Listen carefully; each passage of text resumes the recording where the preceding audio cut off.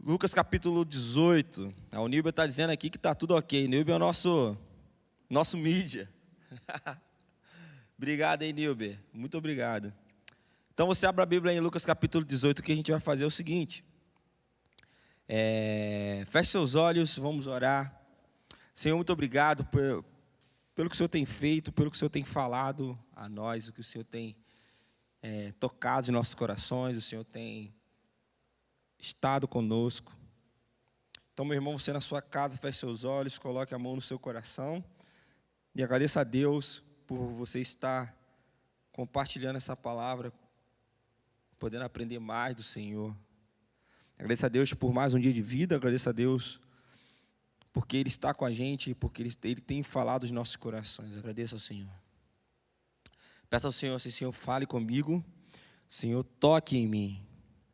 Em nome de Jesus, amém, amém, amém. A gente vai começar a partir de agora. Então é o seguinte, meu irmão, a gente está falando sobre as parábolas do livro de Lucas. E nós já estamos acabando a nossa série de mensagens. Se eu não me engano, faltam mais 1 ou 2 semanas. E logo depois a gente vai começar com uma outra série de mensagens. Então, queria que você ficasse com a gente. Se você está assistindo a gente pela primeira vez, você pode recorrer aos vídeos anteriores e você pode entender e ir caminhando com a gente na Bíblia do que a gente tem ensinado aqui sobre as parábolas. Então, você pode, se você quiser ter acesso ao esboço da mensagem, você vem nesse QR Code aqui e aponta o seu celular, que você vai conseguir ter acesso se você estiver vendo pela televisão, é claro. E abra sua Bíblia aí, Lucas capítulo 18. Diz assim, do versículo 1 ao 8. Disse-lhe Jesus uma parábola sobre o dever de orar sempre e nunca esmorecer.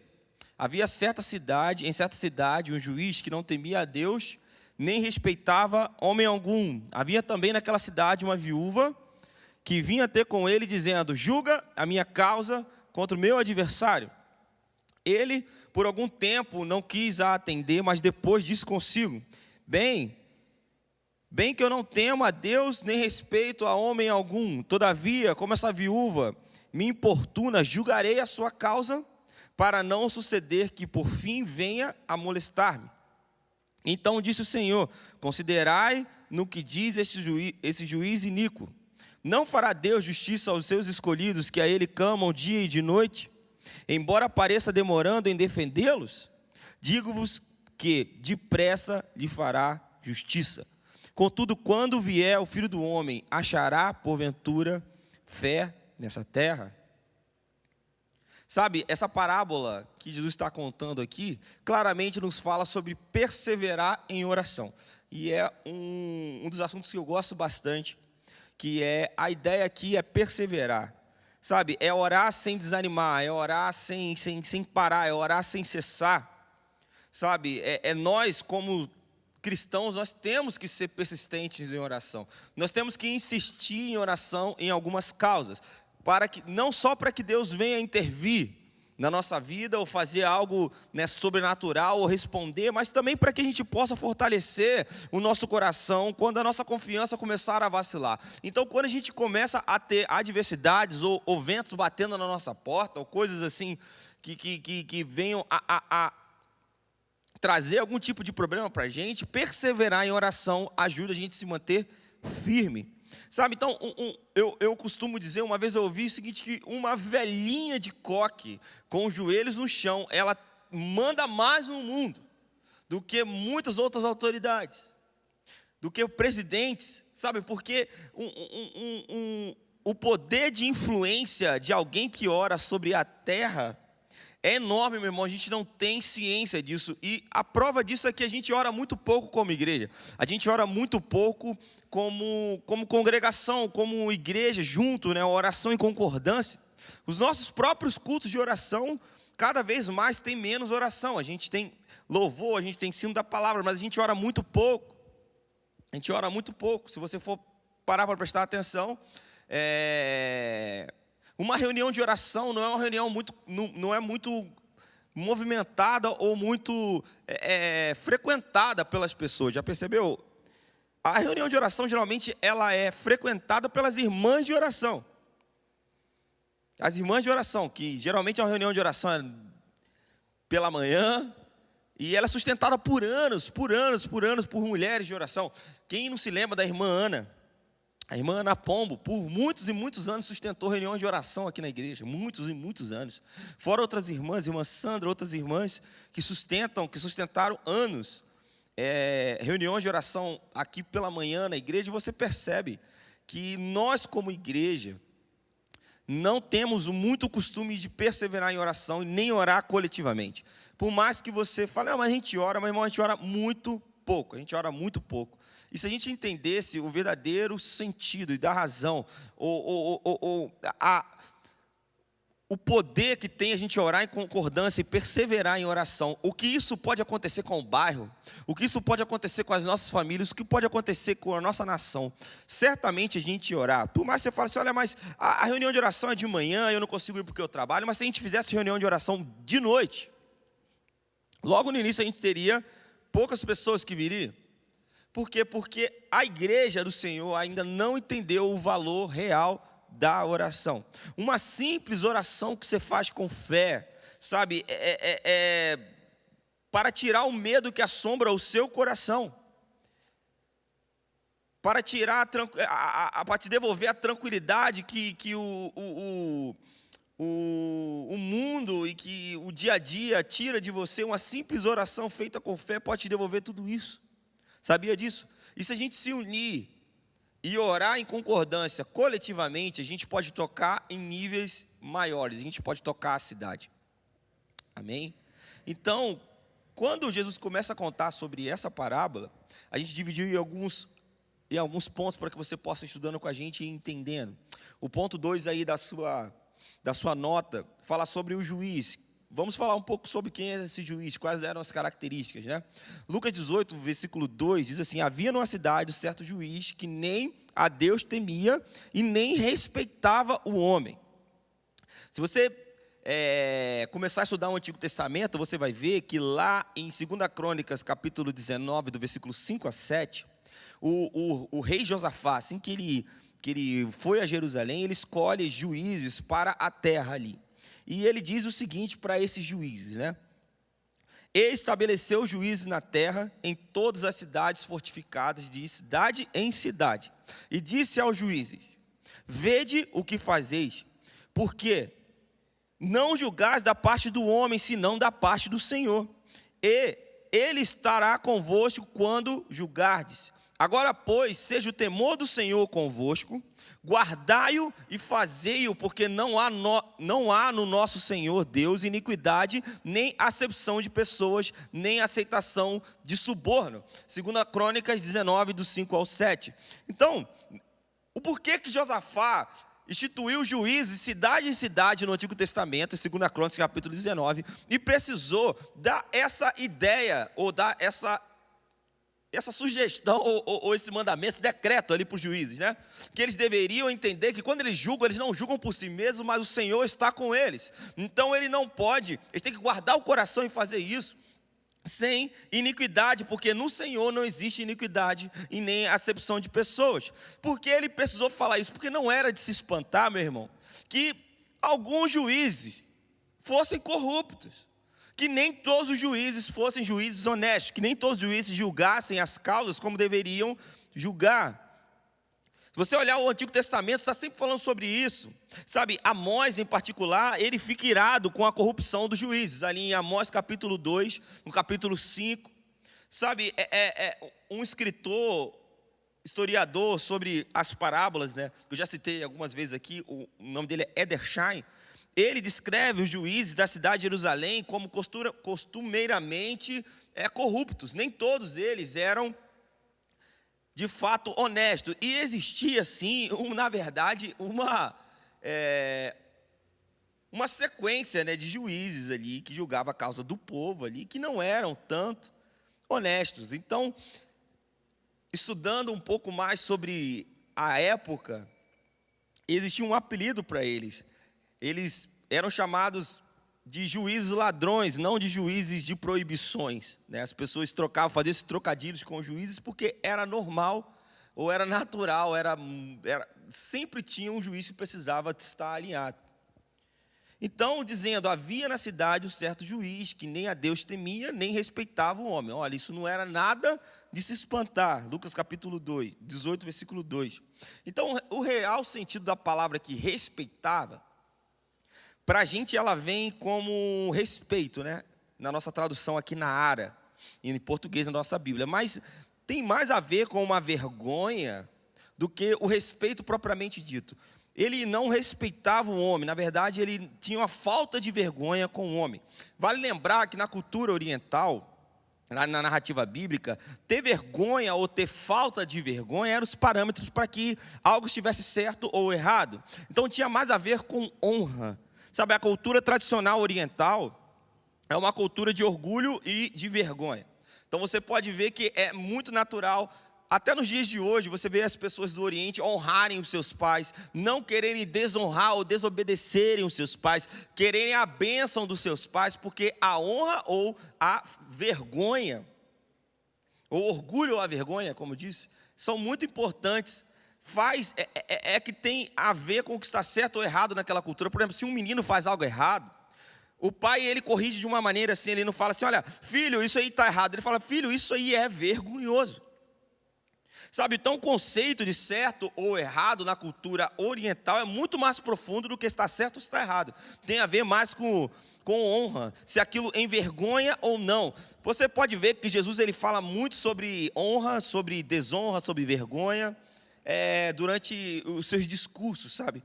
Ele diz ali em Lucas capítulo 14, versículo 10, alguns capítulos antes, ele diz assim, ó, quando você for convidado para um lugar, você vai lá e tome o último lugar. Ou seja, se você entrar no lugar que você for convidado, sente na última fileira. Para que quando vier aquela pessoa que te convidou, te convide, olha amigo, não fique aí não, vem aqui mais para frente.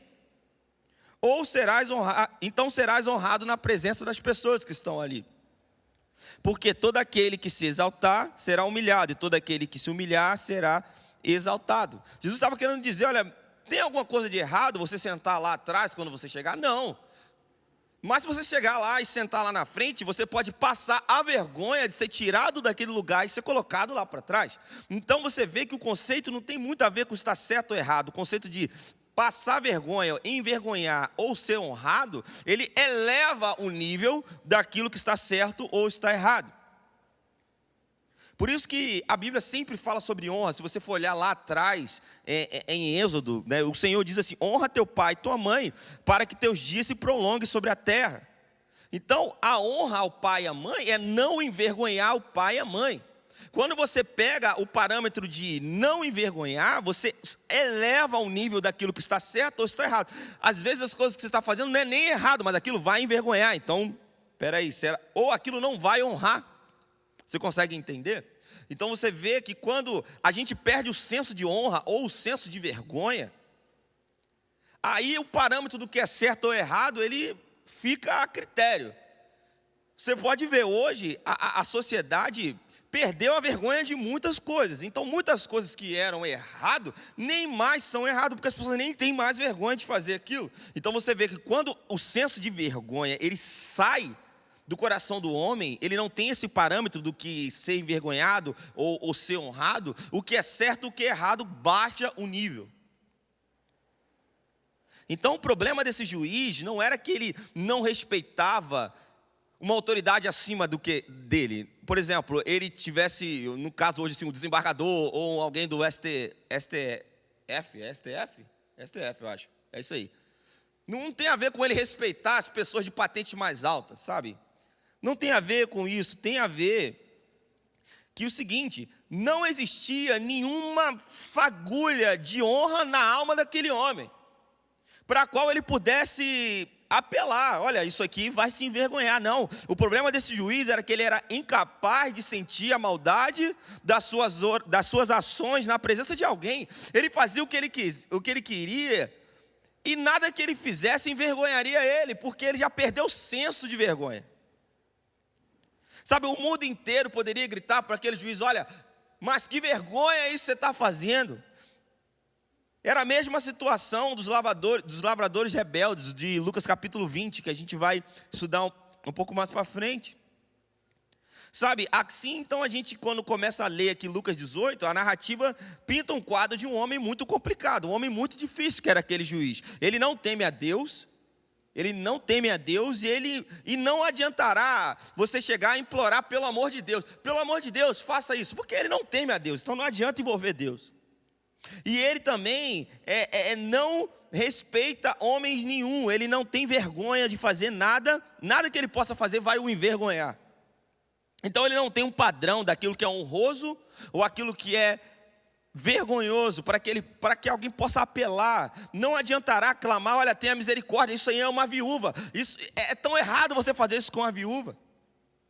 Não adiantará ninguém apelar para esse tipo de coisa, porque ele não tem vergonha nenhuma. Então parece, trazendo para os dias de hoje, né? Parece que a única maneira da gente influenciar esse juiz é a propina. Só através da propina. Não parece com os dias de hoje? Não parece muito o que acontece hoje? É a esse homem que a viúva está se dirigindo. É um homem que não teme a Deus, não tem vergonha nenhuma do povo, faz o que quer, e a única coisa que vai mover o coração daquele homem é a propina. É um juiz movido à propina. Ponto 3 aí, a viúva. Então, quando a gente olha a figura da viúva, é muito claro que no Antigo Testamento, a figura da viúva, ela representava a causa dos menos favorecidos, dos oprimidos, dos inocentes, dos fracos. Nós temos aí em Êxodo capítulo 22, Deuteronômio capítulo 10, Jó capítulo 22, Salmo 68, Isaías 10, tudo isso está aí nas notas. São todos exemplos em que a figura da viúva representava essa pessoa, a causa dos oprimidos, né? Então Isaías mesmo, ele conclama o povo a interceder pelas viúvas, ali em Isaías capítulo 1, versículo 17, e depois mais para frente, no versículo 23, Isaías diz assim, olha, teus príncipes são rebeldes, cúmplices de ladrões, todos eles amam as dádivas e andam atrás do proveito próprio, não fazem justiça ao órfão, e a causa da viúva não é evocada diante deles. Ou seja, o profeta Isaías está advertindo ali que a causa da viúva e do órfão não estão sendo julgadas. Portanto, a gente pode entender que era uma tradição da legislativa judaica ter a causa do órfão e da viúva. Sabe, primeiro do órfão, em segundo lugar da viúva. Então nós podemos ver o que aquela mulher que se dirigiu àquele juiz, ela tinha direitos.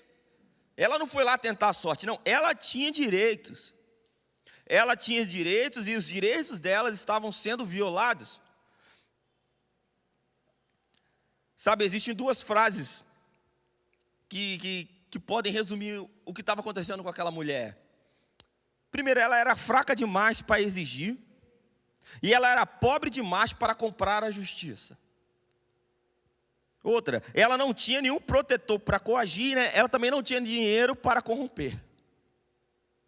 Sabe, quantos de nós estamos nessa situação? Somos fracos demais para exigir, nós estamos na razão, mas somos fracos demais para exigir. E pobres demais para poder comprar a justiça. Sabe, em todas as épocas nós podemos perceber que as viúvas são vulneráveis à opressão, elas são vulneráveis à injustiça, porque elas não tinham ninguém que julgasse a causa delas, elas não tinham ninguém que advogasse em prol delas. Então é por essa maneira que Deus ordena que os juízes deem atenção, os juízes deem atenção especial às causas às causas das viúvas. Por quê? Porque elas não têm quem as possa defender. Não somente na narrativa bíblica, mas até hoje, nos dias de hoje. Sabe, nós podemos pressupor três coisas aqui, até aqui. Primeiro, a viúva, ela está do lado certo, e a justiça está sendo negada para aquela viúva. Ou seja, ela está certa e está sendo injustiçada. Segundo, por alguma razão que a gente não sabe qual é, o juiz não quer servi-la. Talvez porque ela não tenha pago um suborno. Terceiro, o juiz prefere favorecer o adversário dela, mesmo sabendo que esse adversário está errado. Então, provavelmente, esse adversário se trata de alguém com influência, se trata de alguém que talvez pagou mais, alguém que pagou mais suborno. É isso que acontece nos dias de hoje. Então, na cultura oriental, e principalmente nessa época da narrativa bíblica, as mulheres, elas não iam ao fórum. As mulheres, elas não iam lá. Isso aí eram coisas exclusivamente de homens. Os homens que resolviam essas coisas. Então, o fato daquela mulher se dirigir até o juiz já mostra que na sua família não tinha mais nenhum homem que pudesse fazer isso por ela, que ela talvez não tivesse filhos, ela é viúva, então ela já não tem marido, não tivesse irmão, ou seja, ela não tem família, e a única coisa que ela pode fazer é ela mesma recorrer até aquele juiz. Ela estava completamente sozinha. Meu irmão, uma mulher completamente sozinha na época da narrativa bíblica, ou ela viraria uma prostituta ou ela morreria, porque ela não tinha bens, ela não tinha nada, e se aquela mulher tivesse bens, provavelmente aquele juiz iníquo, ou juízes que fossem ver alguma coisa, fariam de tudo para tomar as coisas que aquela mulher tinha. Então aquela mulher estava totalmente sozinha. Ponto 4, qual o resultado disso? O versículo diz assim: depois disse a si mesmo, o juiz, embora eu não tema a Deus e não respeite ao homem, ou, como a gente disse, eu não tenho vergonha nenhuma diante dos homens. O resultado disso é o seguinte: o próprio juiz, no versículo, ele já reconhece o seu julgamento, ele já vê que ele não vale nada, que ele não está nem aí para Deus e nem tem vergonha nenhuma dos homens.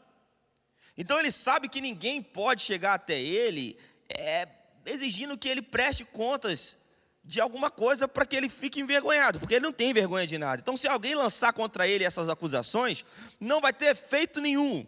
Mas ele percebe que nada fará aquela mulher parar de clamar por justiça. Ele percebe que aquela mulher está ali o dia inteiro, todo dia, atrás dele, falando assim: olha, julga a minha causa, julga a minha causa, julga a minha causa. Provavelmente, imagine um cenário em que nós temos várias pessoas numa grade. Imagine várias pessoas numa grade, e do lado de cada grade passa o juiz. E quando o juiz passa, todas as pessoas pedem para que ele possa julgar a causa, ou tenha um lugar lá para poder ser atendido. E aquelas pessoas são homens, mas toda vez que ele olha, ele vê que existe uma mulher ali. Já não era comum ter uma mulher ali. E aquela mulher provavelmente estava pedindo para julgar a causa, não era: olha, por favor, você pode julgar a minha causa. Aquela mulher estava estava gritando: julga a minha causa, julga a minha causa, julga a minha causa, que fez aquele homem perceber que havia uma mulher naquele lugar. Provavelmente essa mulher fez um escândalo, meu irmão. Um escândalo. Olha, se um homem faz um escândalo, talvez morresse na hora. Mas por mais que a mulher não tenha tanto lugar na cultura oriental, dificilmente a gente consegue imaginar que uma mulher, numa situação dessa, seria morta. Ela primeiro seria ouvida. Primeiro que não era comum uma mulher fazer aquilo, então provavelmente ela estava chamando muita atenção.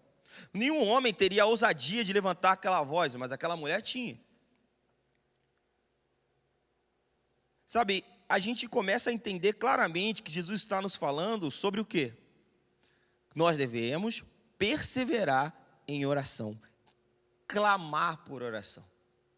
Sabe, isso vai muito além do que você fazer um pedidinho de oração. Meu irmão, é clamar por oração. Julgue a minha causa, perseverem em oração. Tem coisas que você precisa perseverar dias, meses, anos em oração. Vai ter coisas que a igreja vai precisar orar de conjunto por 3, 4, 5 anos para que as coisas aconteçam. Perseverem em oração. Sabe, essa mulher não somente consegue uma audiência com o juiz, que era praticamente impossível. Ela não consegue somente a atenção e uma audiência com ele, mas ela consegue também que a causa dela fosse julgada em seu favor. Sabe, meu irmão, se as necessidades dessa mulher são supridas, quanto mais as necessidades dos filhos de Deus, que oram, que clamam, que fazem isso não a um juiz iníquo, mas a um pai amoroso. Sabe, embora a situação pareça desesperadora da sua vida, ou do cenário, parece de uma forma que venha desencorajar a gente, não será como o cenário dessa viúva. Primeiro, por quê? Porque nós temos acesso ao Senhor. E segundo, porque nós somos filhos de Deus e Ele nos ouve. E terceiro, porque a garantia de que nós seremos ouvidos pelo Senhor está no caráter inabalável de Deus. Ele não é aquele juiz iníquo, Ele é um Pai amoroso. Você pode estar certo que suas orações não somente serão ouvidas, mas serão atendidas. Amém? Você pode estar certo que a oração da igreja não somente será ouvida pelo Senhor nos céus, mas será respondida, será atendida. A Bíblia diz que quando nós oramos, as orações da igreja ou dos santos sobem como incenso ao Senhor. Apocalipse 4, Apocalipse 5 dizem isso. E elas ficam depositadas em taças. Sabe, quando nós oramos, nós vamos enchendo as taças, nós oramos, nós enchemos as taças, até que essas orações ficam com as taças cheias dos céus e elas transbordam, são quando as respostas das orações começam a voltar para a terra. Ou seja, para que haja resposta de oração, necessário ter taça cheia. Para que haja taça cheia, você precisa perseverar. E olha, a oração é a oração da igreja. Quer dizer, a igreja precisa perseverar em oração. A igreja não sou eu sou filho de Deus. Quando eu estou com você, a igreja quer dizer eclesia, ajuntamento. Nós estamos como igreja quando estamos ajuntados, juntos. Quando nós estamos no ajuntamento, nós somos igreja. A oração dos santos, da eclesia, do ajuntamento, enchem as taças dos céus. Amém? Até que isso comece a retornar e caia como respostas. Precisamos romper e precisamos perseverar. Embora tudo pareça ao contrário.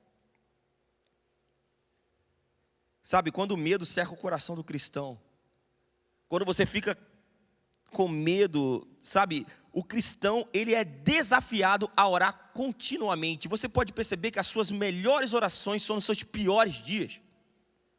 Às vezes é necessário que você perca seu emprego para você começar a orar. Às vezes é necessário que seu marido vá embora para você começar a orar. Às vezes é necessário que seus filhos caiam nas drogas para você começar a orar. Às vezes é necessário que uma tragédia aconteça para que você comece a orar. Por quê?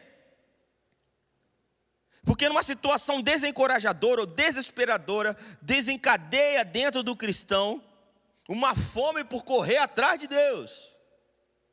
E aí você vai entender porque às vezes as coisas acontecem. Porque às vezes Deus permite que as coisas aconteçam nas nossas vidas. Sabe, quando o medo cerca o nosso coração, nós somos desafiados a orar continuamente. Mesmo com o desânimo que a gente tem, nós somos desafiados a orar continuamente. E nós podemos ter plena consciência que Deus agirá em nosso favor. Sabe, ponto 5. A justiça no âmbito coletivo. Por que eu coloquei a justiça no âmbito coletivo? Porque é comum a gente ter um outro tipo de interpretação. Mas se você for ler o versículo 7, versículo 8, diz assim: por acaso não fará Deus justiça aos seus escolhidos que estão clamando por Ele dia e noite? Porventura tardará em socorrê-los? Digo-vos que em breve lhes fará justiça. Ou em outras versões, sim, Ele fará justiça e depressa. Mas quando vier o Filho do Homem, acaso achará fé sobre a terra? É importante você entender que o final dessa narrativa, o final dessa parábola que Jesus está contando, deixa muito claro que aqui a questão de justiça não é entre um irmão e outro da igreja. A questão de justiça não é entre dois irmãos, não tem a ver com algo que alguém fez contra mim, como um irmão em Cristo. Um irmão em Cristo brigou comigo, não tem a ver com isso. Mas tem a ver com o cristão e o mundo que o cristão está inserido. Não tem a ver, muitas vezes a gente leva as coisas para o lado pessoal. É comum você levar essa passagem para o lado pessoal e orar por justiça e causas para o seu âmbito pessoal, como por exemplo, Deus fazer a justiça em seu favor porque alguém falou mal de você. Então eu vou perseverar em oração que Deus vai fazer justiça. Sabe, não há nada errado disso. Você pode orar para que Deus faça justiça, mas essas coisas, essa passagem, ou o que Jesus estava querendo dizer com essa parábola, fica mais fácil de ser compreendida quando você leva para o âmbito coletivo. Quando você leva a interpretação para o geral, para o âmbito internacional, assim. Não o âmbito seu. Sabe, existe um propósito de Deus para a sua vida. Sim, é claro, Deus tem um propósito para a sua vida. Mas existe um propósito de Deus para a humanidade. Ou seja, o propósito de Deus para a sua vida tem a ver com o propósito de Deus para a humanidade. Deus tem algo para a humanidade. E aí você está inserido dentro desse propósito. E o propósito que Deus tem para a sua vida faz parte do propósito de Deus para a humanidade. Ou seja, a sua vida não é mais importante do que o propósito de Deus para a humanidade. Você não é a última bolacha do pacote. Você não é o centro do coração de Deus. Não, você não é o centro do coração de Deus. Você não é a última bolacha do pacote. Sabe, Deus tem um plano e dentro do plano de Deus existe um plano para a sua vida. Ou seja, a sua vida tem que estar em concordância com o plano de Deus. E Deus vai trabalhar para que a sua vida, para o plano da sua vida, se cumprir de acordo com o plano que Ele tem para toda a humanidade. A vontade de Deus para a sua vida contribui para a vontade de Deus para a humanidade. O que eu estou querendo dizer? Porque às vezes a gente toma esse versículo, a gente fala para Deus, vai ter que julgar a minha causa, mas calma, Deus vai julgar a sua causa, mas se você levar as coisas para o âmbito pessoal, será que Deus vai julgar a sua causa mesmo do jeito que você está achando? Porque às vezes você está até errado.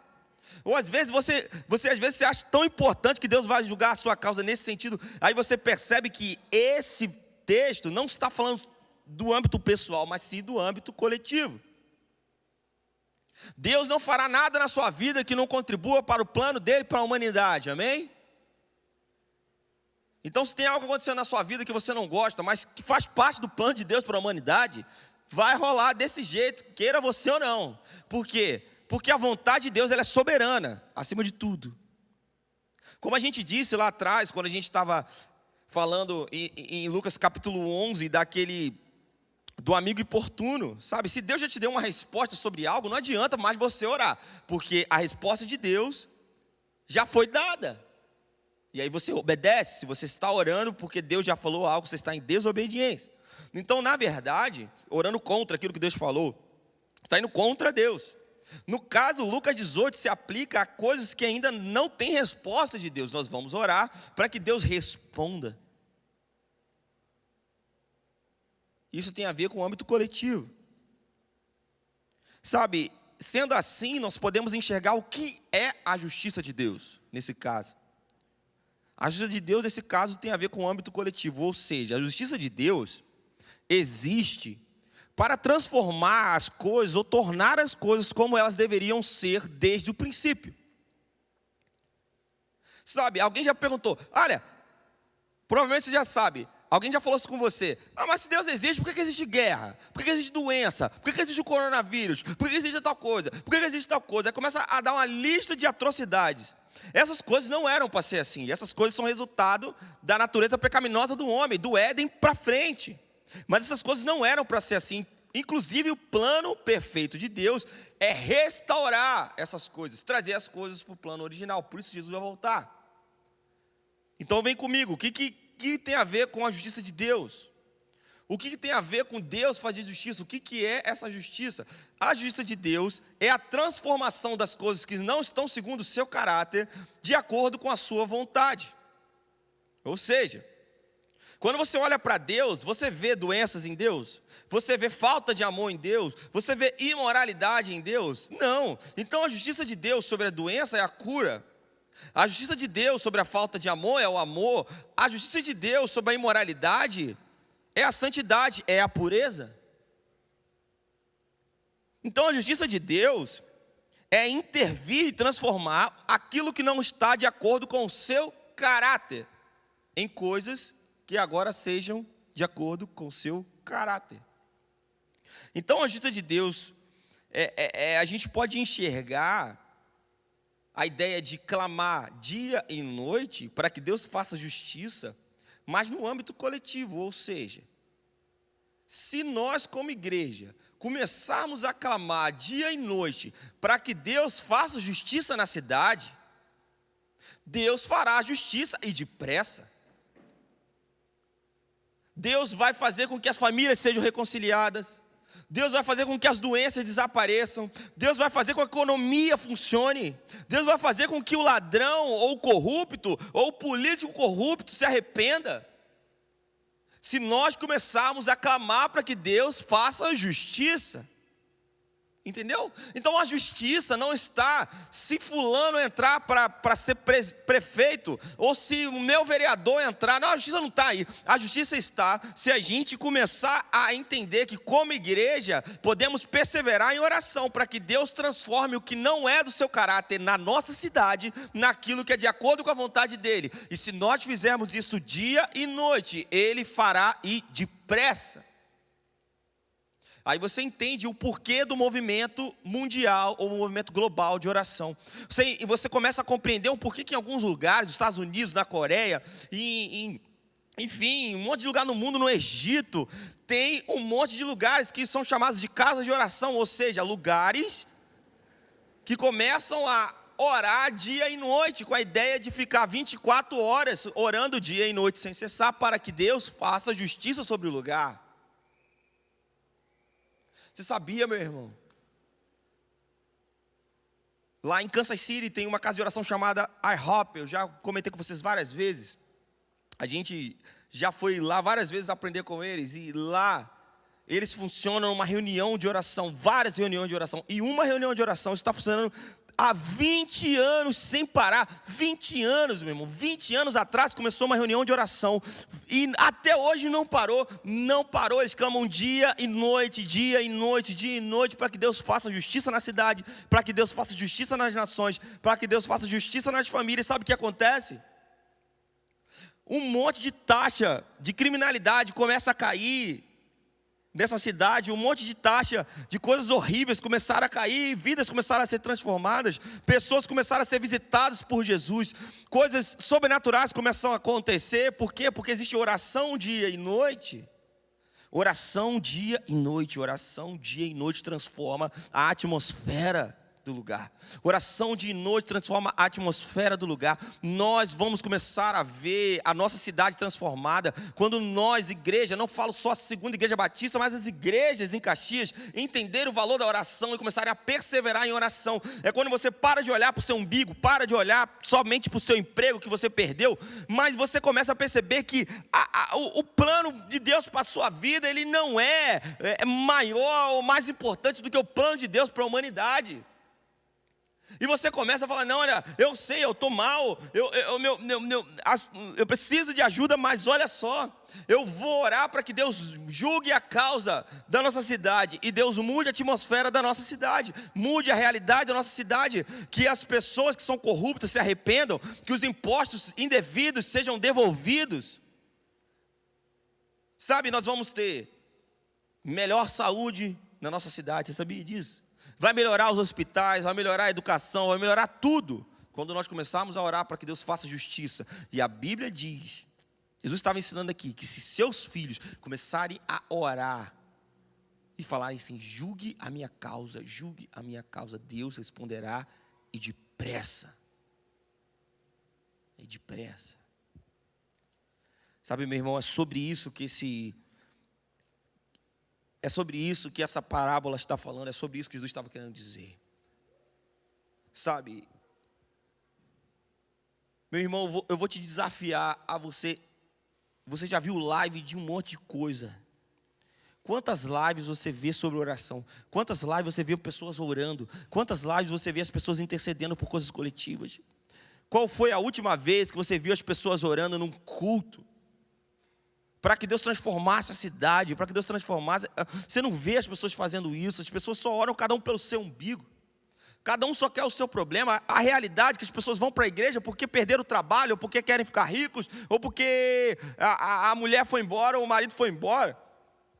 A realidade é que a igreja do Senhor não está nem aí para oração e concordância, nem aí para oração coletiva. Você vê que as reuniões de oração acabaram, as reuniões de oração sumiram. Quando tem, só vem aquela meia dúzia de irmãs, e a maioria das pessoas mal vem, e quando vem para o culto, vem reclamando porque o som não está bom, porque a palavra do pastor não foi legal. E meu irmão, é só reclamação, quando na verdade, esse evangelho está sendo pregado aí para as pessoas, vai levar muita gente para o inferno. Muita gente para o inferno. Porque na verdade as pessoas estão só olhando o seu umbigo. Quando eu quero falar uma coisa para você, a sua vida não é mais importante do que o plano de Deus para a humanidade. Se Deus tiver que te matar para fazer, Ele vai te matar. Ele vai te matar.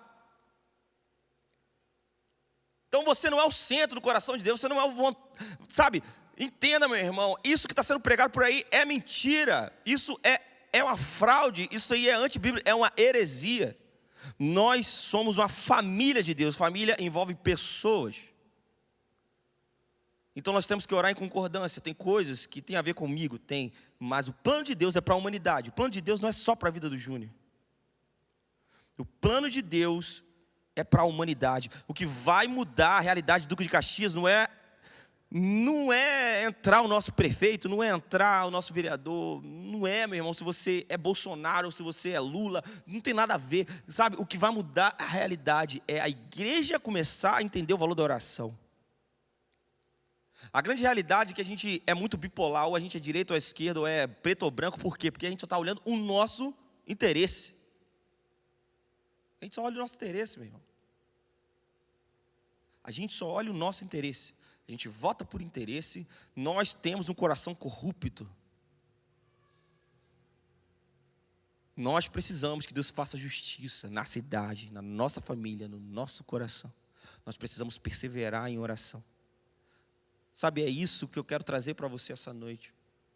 Nós precisamos levantar reuniões de oração, nós precisamos voltar com as reuniões de oração, nós precisamos voltar com o relógio de oração, nós precisamos voltar, meu irmão, as coisas vão voltar, o culto já está voltando ao normal, mas nós precisamos voltar com oração. Você precisa pegar a sua família e começar a orar, e começar a clamar, não só pelas suas coisas, mas orar pela cidade. Nós precisamos orar pela nossa cidade, nós precisamos orar pela nossa nação, e isso não tem a ver somente com missões mundiais ou nacionais, a gente enviar nossa oferta, isso é muito bom, isso ajuda, mas nós precisamos clamar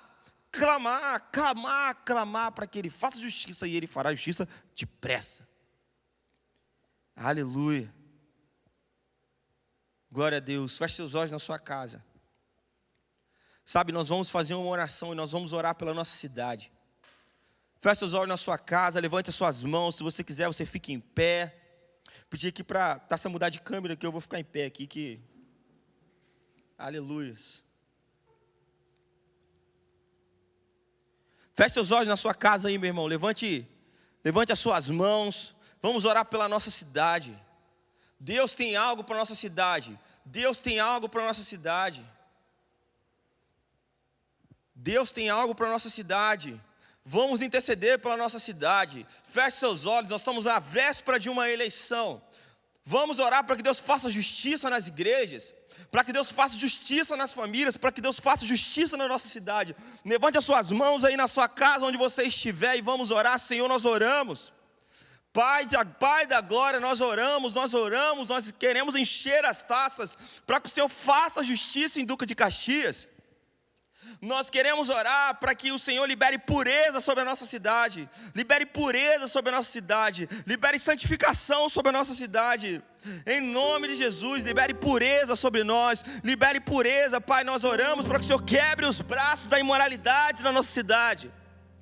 Nós oramos por pureza. Senhor, Tu és um Deus de pureza. Tu és um Deus de pureza. Tu és puro, Tu és santo. Nós queremos a Sua santidade, a Sua pureza sobre a nossa cidade. Libere isso sobre Duque de Caxias, Pai.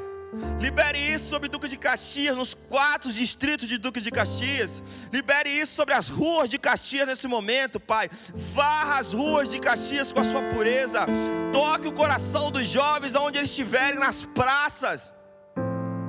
Espírito Santo, toque em nome de Jesus. Onde quer que os jovens estiverem, toque o coração dos jovens. Transformem os jovens, aqueles que estão nas drogas, aqueles que estão na prostituição, em nome de Jesus. Pai, libere pureza. Libere pureza, libere pureza, libere pureza naqueles que estão na imoralidade, libere pureza. Nós oramos, Pai, por pureza. Libere amor e pureza, libere amor e pureza sobre a nossa cidade, sobre Duque de Caxias. Em nome de Jesus, Pai, enche essa cidade com o Seu amor. Enche essa cidade com a Sua pureza. Enche essa cidade, o coração das pessoas com a revelação de que Tu és santo. Em nome de Jesus, Pai, nós oramos para que o Senhor libere amor na nossa cidade. Libere amor, em nome de Jesus, libere amor no coração dos maridos, para que amem as suas esposas. Libere amor no coração dos filhos para que eles amem os seus pais. Em nome de Jesus, libere amor dos pais. Converta o coração dos filhos aos pais e dos pais aos filhos. Em nome de Jesus, Pai, libere. Converta o coração dos pais aos filhos em Duque de Caxias. Sim, Espírito da revelação. Convença o homem do pecado, da justiça e do juízo. Sim, Espírito Santo, nós oramos para que haja transformação na nossa cidade. Transformação na nossa cidade. Erga suas mãos na sua casa, meu irmão. Libere o braço de Deus na sua vida. Libere o braço de Deus que há dentro do seu coração. Em nome de Jesus, libere a sua voz. Libere decretos. Ore de volta para Deus o que Ele quer fazer. Ore de volta para Deus o que Ele quer liberar na nossa cidade. Ore de volta para Deus em nome de Jesus. Aqui é o Gui, da CIB de Caxias. Então nós estamos muito felizes com a sua presença mais uma vez e gostaríamos de pedir que você se inscreva no nosso canal, curta, compartilhe, porque assim estaremos evangelizando e propagando a palavra de Deus para mais e mais pessoas. Que Deus te abençoe.